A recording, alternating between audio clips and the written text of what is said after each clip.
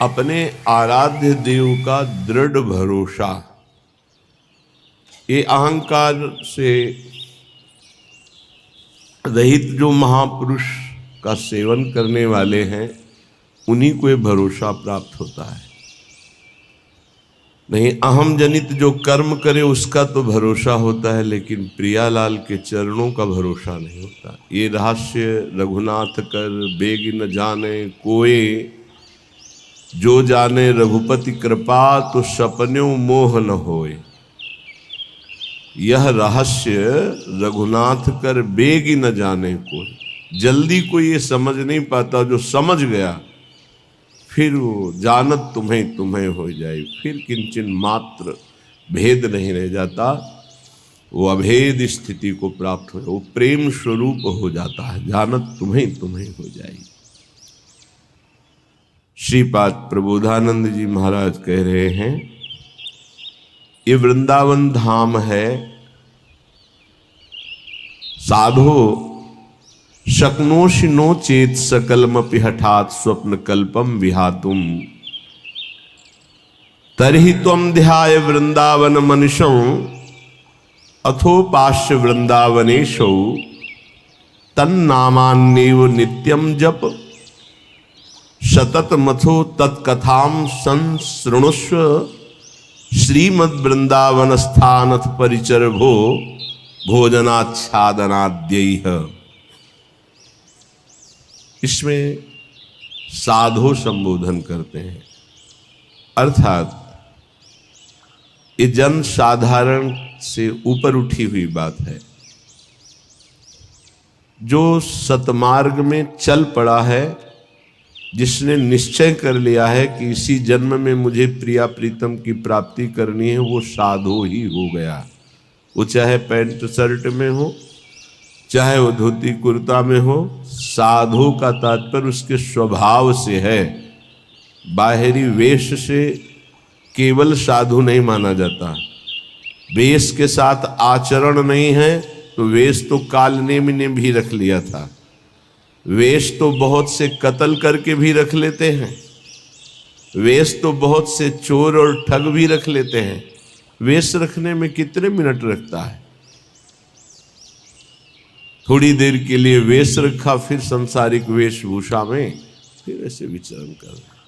कई ऐसे प्रसंग पाए गए। वेश का खास महत्व आचरण से है। यदि आचरण नहीं तो वेश का कोई खास महत्व नहीं है। साधो सकनोषि नो चेत सकलमपि हठात स्वप्न कल्पम विहातुम। अय साधो, अय उपासक, तू इतना बात समझ ले कि जितना तू इस संसार का वैभव सुख देख रहा है, एक स्वप्न है, स्वाप्निक है, काल्पनिक है, सत्य नहीं है। हे साधो सकनोषि नो चेत सकलमपि हठात स्वप्न कल्पम विहातुम। यदि तुम मेरी बात मान सको और ऐसा कर सको, क्या ये जितनी भी भोग सामग्री, जितने भी भोग प्रक्रियाएं, जितना भी वैभव, ये एक स्वाप्निक है। श्रीपाद जो कह रहे हैं वो भगवान शंकर पहले ही बोले, उमा कहूँ मैं अनुभव अपना, सत हरि भजन जगत सब सपना। बड़े बड़े महापुरुषों ने कहा, ब्रह्म स्तंभ पर्यंतम सर्वम मायामयम जगत सत्यम सत्यम पुनः सत्यम हरेर नामैव केवलम। भगवान नाम केवल सत्य और सब झूठा है। ये जो आज दिखाई दे रहा है कल नहीं रहेगा, जो कल नहीं था वहां आज कुछ और दिखाई दे रहा है। बड़ा विचित्र माया का खेल है, ये काल्पनिक है, स्वाप्निक है। तरही तुम ध्याय, तुम ध्यान करो। किसका?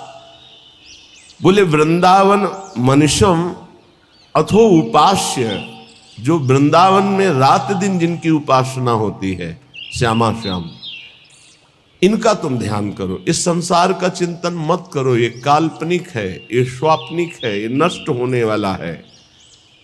बोले बहुत कठिन है प्रिया प्रीतम का चिंतन करना, श्यामा श्याम का चिंतन करना। तो बोले वृंदावनेशौ, वृंदावन आ जाओ, यहाँ आध्यात्मिक पावर तुम्हारे हृदय में जागृत होगा। बहुत बड़ी सामर्थ्य है धाम की। तुम्हें सत्संग मिलेगा,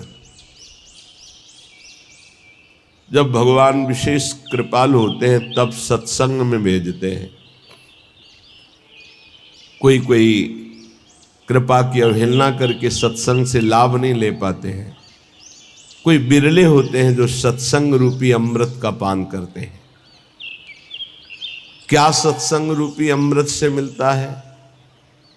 बोले तन नामान्य व नित्यम जप, अन्य नहीं, तन नाम। तन नाम श्यामा श्याम का, जहां कहा तरही त्वम ध्याये, श्यामा श्याम का ध्यान करो। कौन? वृंदावन मनुष्यम अथो उपास्य।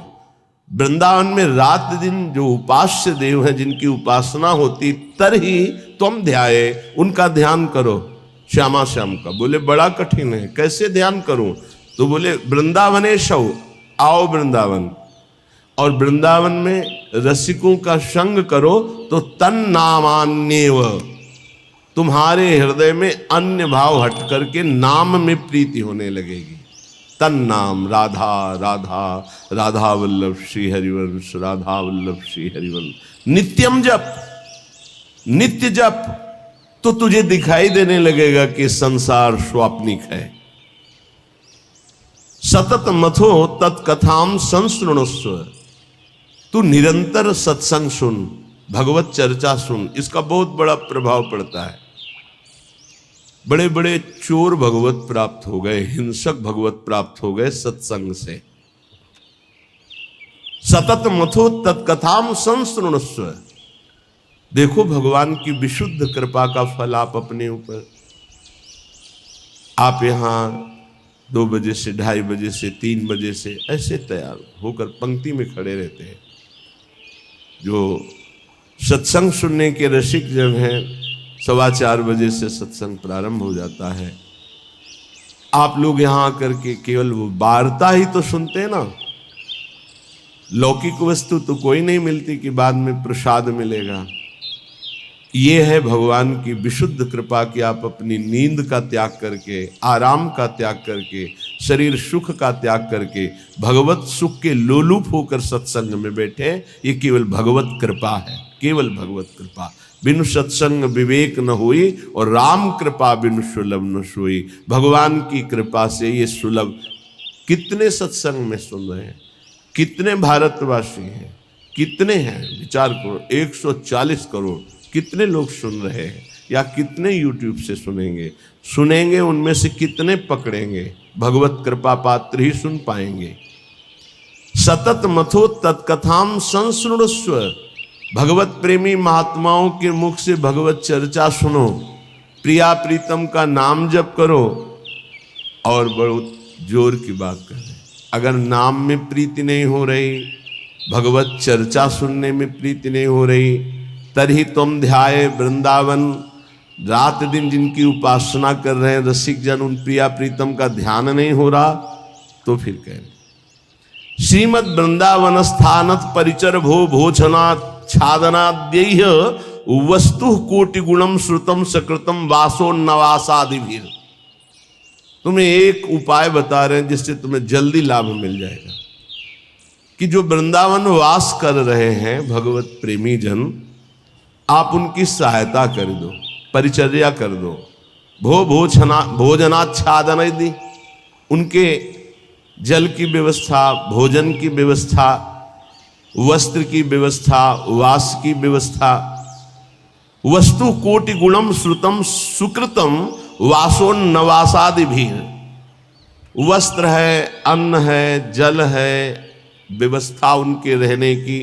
तो बोले जो ऐसा करता है तो अन्य जगह से करोड़ गुना बढ़कर उसको यहां लाभ मिलता है। वस्तु कोटि गुणम श्रुतम सुकृतम। सुकृतम माने मतलब पुण्य।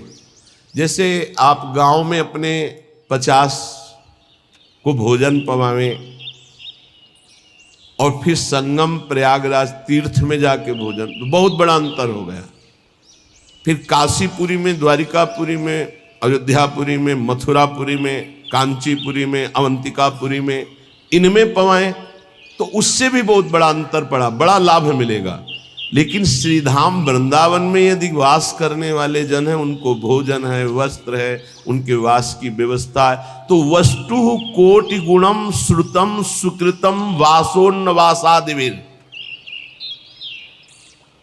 परिचर भोजनाच्छादनाद्यैः, उनकी परिचर्या, उनकी सेवा, भोजन है, जल है, वस्त्र है आदि आदि जो उनकी वास में सुविधा देता है, बोले करोड़ गुना उसको लाभ हम प्राप्त होता है। वस्तु कोटि गुणम, 1 रुपया का करोड़ रुपया।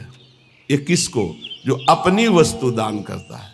दूसरी बात, जो ये मान के कि प्रिया प्रीतम प्रभु की दी हुई वस्तु प्रभु के जनों में लग रही, तो उसे भगवत प्रेम प्राप्त होता है, उसकी नाम में रुचि हो जाएगी, उसकी प्रिया प्रीतम के ध्यान में रुचि हो जाएगी, उसकी भगवत चर्चा सुनने में रुचि हो जाएगी। वस्तु वही दी, फल 2 हो गए। एक हो गया प्राकृतिक फल, 1 रुपए का 1 करोड़ वापस मिलेगा, और एक हो गया कि वही वस्तु दी और भगवत प्रेम मिलेगा। नाम में प्रीति, धाम में प्रीति, लीला में प्रीति, प्रिया प्रीतम में प्रीति। पर एक अपना मान करके अर्पित करता है कि ये मेरी संपत्ति मैं दान कर रहा हूं, तो उसे करोड़ गुना बढ़कर मिलेगा। और एक तो दियम वस्तु गोविंदम तुभ्यमेव समर्पये, हे प्रभु आपकी दी हुई वस्तु आपको समर्पित कर रहा हूं, इससे उसे भगवत आराधना में रुचि प्रकट हो जाएगी, जो अत्यंत दुर्लभ बात है। यदि वो वृंदावन वास नहीं करता और वो वृंदावन वास की व्यवस्था करता है, वृंदावन वासियों की जो विरक्त भाव से वास कर रहे हैं, जिनके जीवन का उद्देश्य प्रिया प्रीतम है, उनके वास की व्यवस्था में कुछ सहयोग करता है, तो बोले तीर्थे वासी तुम स्वयं ही तरति दो तो सा यत तारेत, उसको डबल लाभ मिलता है। क्या? वो स्वयं तरता है, अपने परिवार को भी तार देता है। वृंदावन वास नहीं हो पा रहा तो भी उसे वास करने वाले से बढ़कर लाभ मिल रहा है, क्योंकि वास करने वालों की व्यवस्था कर रहा है वो।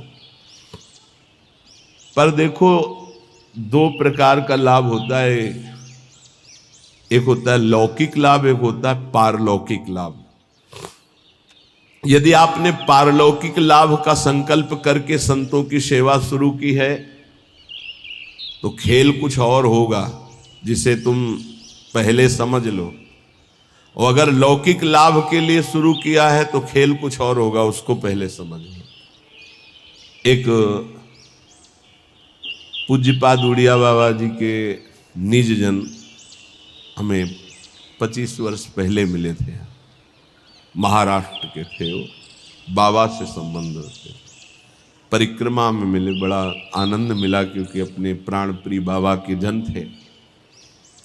तो उन्होंने घटना सुनाई चलते चलते, पानी घाट से लेकर चामुंडा मोड़ तक चर्चा ये चली थी। तो उनका बड़ा दिव्य धाम है, यहाँ के वासियों की सेवा का बड़ा दिव्य फल है। वो प्रसंग वशात याद आ रही, सत्संग में 1-2 बार सुनाया, पकड़ पाओगे तो याद आ जाएगा।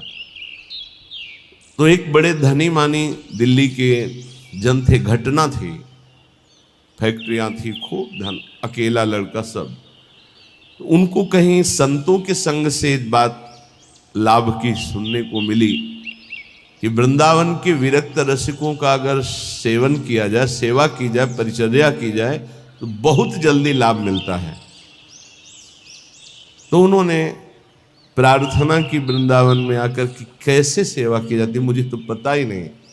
तो उनका संतों को निमंत्रण दो और सुंदर भोग पवाओ, और उनको वस्त्र है, भेंट है, जो उनका आप कर सकें, फल फूल।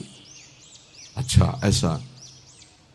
तो उन्होंने पूछा कि आप चाहते क्या हो? तो उनका भगवान की प्राप्ति। बोले होश में बात करना, आप जो बात कर रहे हो बहुत बड़ी बात है, पीछे मत हटना। तो उनका प्राणों की बाजी लगाकर, भाई इस बात की पूर्ति के लिए हम तैयार हैं कि मुझे भगवान चाहिए। का तय करो साधु सेवा और तुम्हें भगवान मिलेंगे पक्का।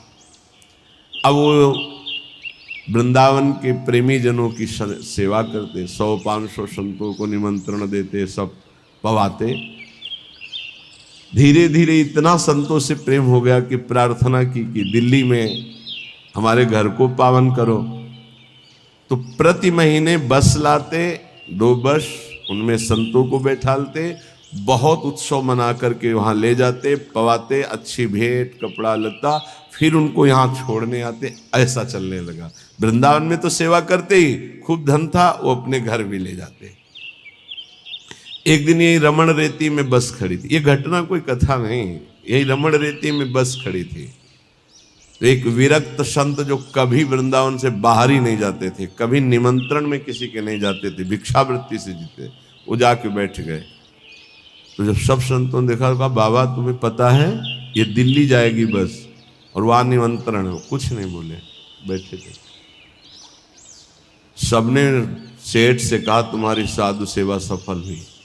ऐसे विरक्त जो किसी का भी प्रतिग्रह नहीं लेते, भिक्षावृत्ति से जीते हैं, ऐसे अकिंचन महापुरुष पता नहीं क्यों कौन सी कृपा उदय हुई कि वो आपके घर दिल्ली आए हुए। वो बैठे पंगत में, पाए, और जब वो सामने भेंट देने आए तो बोले ये भेंट लेने नहीं आया हूं, तुझे लेने आया हूं, चल वृंदावन। तो उनका बाबा मैं तो वृंदावन जाता ही रहता हूं। और वो बस चल वृंदावन, चल वृंदावन। तो बाबा वो तो वृंदावन जाता ही रहता हूं, अभी चल सकता हूं आपके साथ, बस वो और उत्तर नहीं, चल वृंदावन। अब संतों की एक अलग भाषा होती है, उसे समझना कठिन। भेंट नहीं ली, चल वृंदावन, सबको भेंट दी, फिर सब बैठे, विदा हुए, आए। उसी दिन एक्सीडेंट हुआ और उनका पुत्र राधेश्याम। अब हाहाकार मच गया, क्योंकि वही उनके ऐश्वर्य का अधिकारी था। भारी अंदर उच्चाटन पैदा हुआ, कुछ अच्छा न लगने लगा। साधु सेवा, भगवत भाव सब पानी में। बड़ा निष्ठा रखना मुश्किल है। जब ये खबर वृंदावन आई तो वही संत गए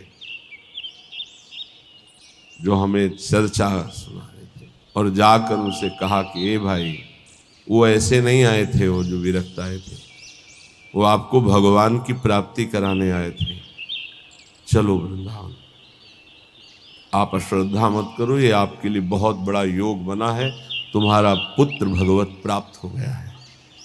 शरीर पूर्व प्रारब्ध कर्म के अनुसार एक्सीडेंट से छूटा, पर वो भगवत प्राप्त हुआ। शरीर का हेतु जो छूटने का होता है बड़े बड़े महापुरुषों को होता है। जैसे पूज्य बक्सर वाले मामा जी, बड़े महापुरुष, भगवत कीर्तन होते हुए जा रहा था और एकदम एक्सीडेंट हुआ और बोले राधा, बरसाने से दर्शन करके जा रहे थे कहीं भगवत संगोष्ठी में, शरीर पूरा। तो शरीर का हेतु पूरा होना उसकी गति से मतलब नहीं रखता। बोले तुम्हारा पुत्र परम गति को प्राप्त हुआ है। अब वो सब मिटिया मेट कर दिया, सब बेच बाच करके सब संतों में बांट दिया। वृंदावन आकर पति पत्नी भगवत प्राप्त हो गए। वो बात उन संत भगवान ने सुनाई। ये कब होता है? डरना मत, मुझे भगवान चाहिए, मुझे भगवान चाहिए। क्यों? ये भगवान चाहने वालों के साथ ऐसा क्यों होता है? क्योंकि ये भगवान ही सब रूपों में है। वो कहते मेरे इन रूपों को तो तुम्हें पसंद, आओ मेरे सच्चिदानंद रूप में आओ। तो सबकी ममता त्याग बटोरी तुम नहीं कर सकते, वो बटोर लेते, आओ मेरे सिवा रह ही नहीं गया कोई। ये कृपा होती है। हे युधिष्ठिर, जिस पर मैं कृपा करता हूं उसका सबसे पहले प्रियजनों से वियोग कराता हूं और धन का अपहरण कर लेता हूं, और किसी का भी किसी योग्य न रखकर, किसी काम लायक न रखकर उसे ऐसा कर देता हूं कि सिर्फ मेरा ही भरोसा, मेरा ही आश्रय। तो एक शब्द में कहा, उसका सर्वनाश कर देता हूं। आओ होली खेलो। सर्वनाश की होली खेलना हो तो श्री कृष्ण से प्यार करना। डर गए ना? डरना मत। सर्वनाश का मतलब है तुम्हारी मृत्यु का नाश, तुम्हारे काम, क्रोध, लोभ, मोह, मद, मत्सर, हर विकार का नाश। और सच्चिदानंद स्थिति में ऐसा नहीं है कि सबके धन का अपहरण कर ले। अम्बरीश जी चक्रवर्ती सम्राट, दशरथ जी चक्रवर्ती सम्राट, वृषभानु जी, नंद बाबा, बड़े बड़े महाभागवती हैं जिनके आंगन में भगवान घुटने के बल खेल रहे। कभी कभी भक्तों की अनेक जन्मों के संस्कार को भस्म करते हुए माया समेट लेते हैं। यही माया है, मैं और मोर तोर तय माया। तो यहां कह रहे हैं जो अपनी वस्तु मानकर दान करता है उसे करोड़ गुना बढ़, ये अच्छा लगता है, ये अच्छा लगता है, एक देव करोड़ भंजाओ। और दूसरा है आपकी वस्तु आपको समर्पित, वो सीधे आपको प्राप्त करेगा प्रभु को, अनंत काल तक के लिए महान वैभव संपन्न सुख संपन्न प्रभु के समीप। जो हमारे प्रीतम है, जिनके हम अंश है, वास्तविक जो हमारे संबंधी है, ये तो सब संबंध का नाटक है, वास्तविक सत्य संबंध हमारा प्रभु से है। तो श्रीपाद कह रहे, बहुत सुंदर उपाय बता रहे, साधु सकनोष, यदि तुम ऐसा कर सको, संपूर्ण संसार स्वाप्निक है, इसका त्याग कर प्रिया प्रीतम का ध्यान करो।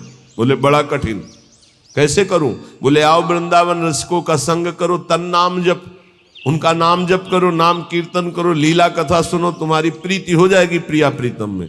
बोले बहुत कठिन है, इसमें भी मन नहीं लगता। तो फिर ऐसा करो, जो वृंदावन वासी विरक्त जन, उनको भोजन कराओ, उनके वस्त्र की व्यवस्था करो, उनके वास की व्यवस्था करो, उनके वास की सुविधा दो। वस्तु कोटि गुणम श्रुतम सुकृतम वासोन्न वासादि भी, वस्त्र और वास आदि की व्यवस्था, भोजन भोजनाच्छादन की व्यवस्था। तो बोले वास ही तू स्वयं ही तरते, वो स्वयं तर जाएगा। और दो तवस यत तारेत, और दो को तार देगा, आगे की पीढ़ी और पीछे की पीढ़ी, उनको भी तार देगा। प्रेमानंद रसात्म धामनि परे वृंदावने वासको, त्वाश्चर्याम वृषभानुजा प्रीरतिम प्राप्नोत्यनायासतः, अनायास उसे प्रिया प्रीतम के चरणों में प्रीति प्राप्त हो जाएगी, जो वृंदावन वासियों से प्रीति करते हैं। पूज्य श्री मथुरा दास जी के वचन, बहुत बड़े महापुरुष थे। वो कहते थे कि ए जी, हम तुमको एक गुप्त बात बताएं, तुम किसी वृंदावन वासी से ऐसा प्रेम कर लो कि वो तुम्हारी याद करे। वो भगत नहीं आया, बस जान लो कि प्रिया प्रीतम जरूर तुम पर रीझ जाएंगे, कोई यहां का वासी तुम्हारी याद कर ले। अब ऐसे नहीं कि हमारी याद कर लेना, ऐसे आचरण करो कि वो तुम्हारी याद करे, ऐसी प्रियता बढ़ाओ कि वो तुम्हें अपना कहे।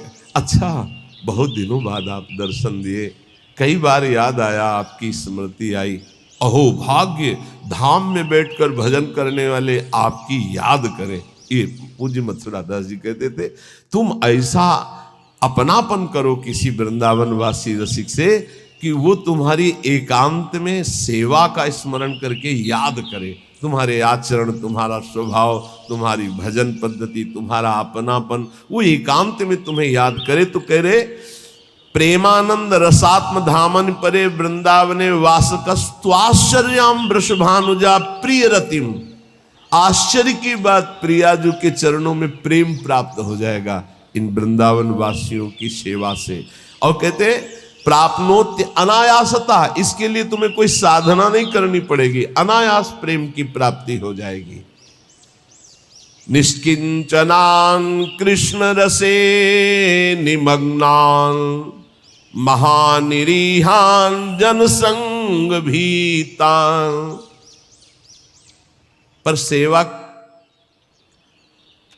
जो निष्किंचन है, अकिंचन महापुरुष, जो प्रियालाल के अनुराग में रंगे हुए हैं, उन्हीं को निष्किंचन कहा गया है, प्रियालाल के सिवा जिनका कोई नहीं है। ऐसे कृष्ण रसे निमग्नान, जो प्रिया प्रीतम के प्रेम रस में निमग्न है, ऐसे की सेवा से प्रिया प्रीतम का प्रेम रस प्राप्त होता है। ध्यान रखो, छल कपट का भी बहुत राज्य है। यही पास में ही राजा था कंस, कहीं दूर नहीं था। तो अगर कृष्ण की नगरी है तो पास में कंस की भी नगरी है, उसका भी प्रभाव होता है। जैसे आपने 100 रुपया दिया और उस 100 रुपये का किसी ने मदिरा पान किया, जिसको दिया, अब वो आपके सुकृत नष्ट हो जाएंगे। बहुत धन देने के लिए पात्रता की अत्यंत आवश्यकता है, बिना पात्र के धन मत दीजिएगा। भोजन के लिए पात्र पात्र और वस्त्र के लिए, इसके लिए नहीं सोचना। जैसे कोई ठंडी में कांप रहा है तो पात्रता नहीं देख रही, भोजन भूखा है, उस पवा दो, पात्रता नहीं देखनी।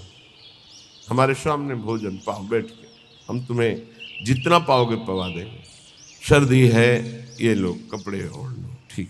लेकिन जब रुपया देने की बात आवे तो बहुत होश में देना चाहिए कि उस रुपये का क्या करेगा।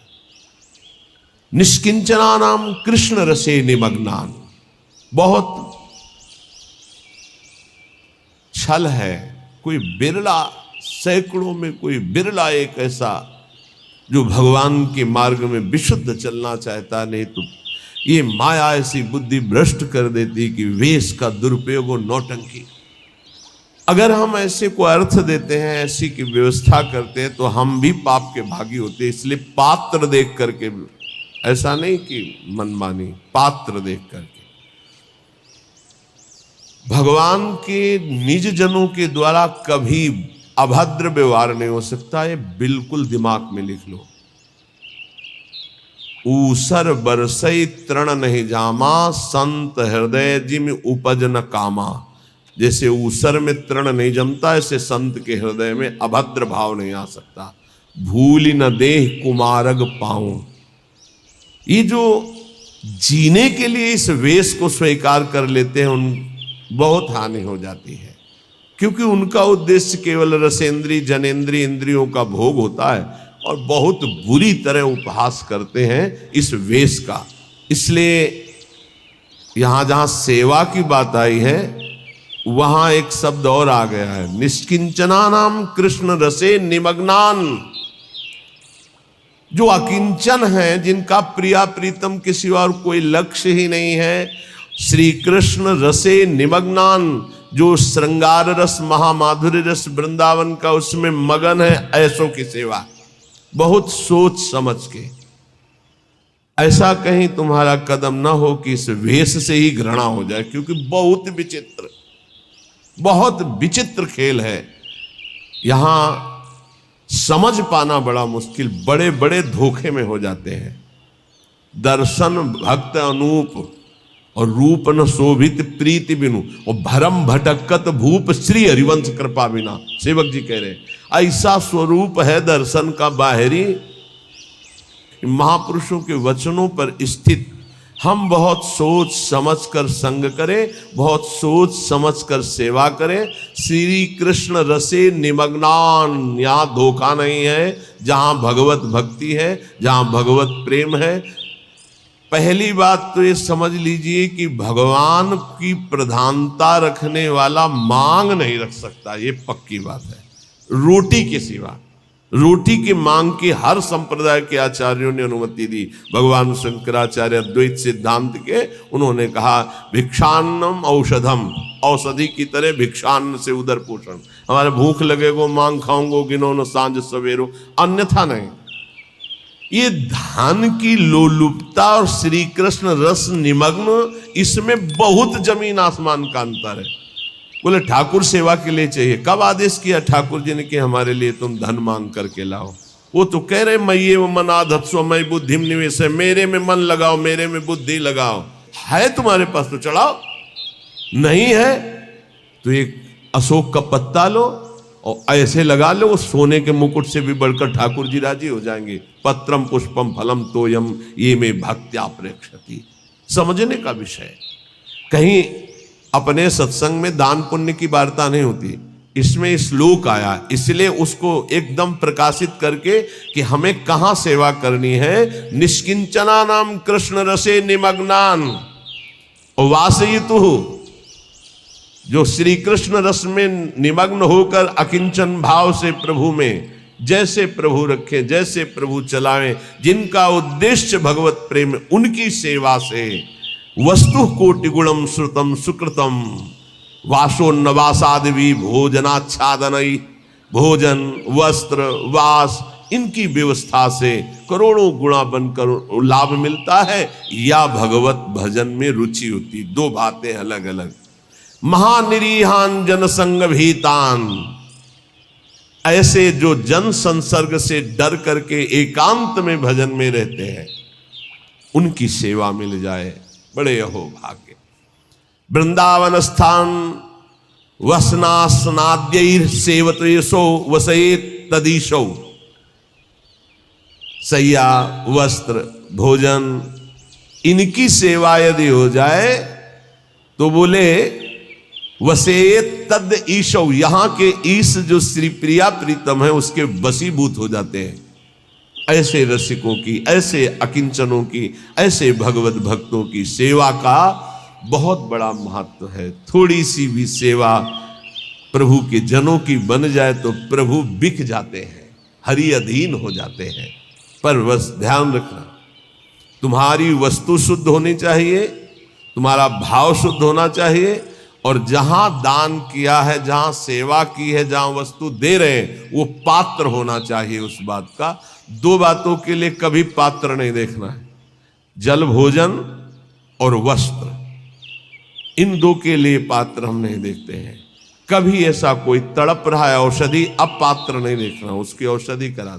अर्थ देना है, व्यवस्था करना है तो देखना है ये हमारे अर्थ का सदुपयोग यहां होगा या दुरुपयोग होगा।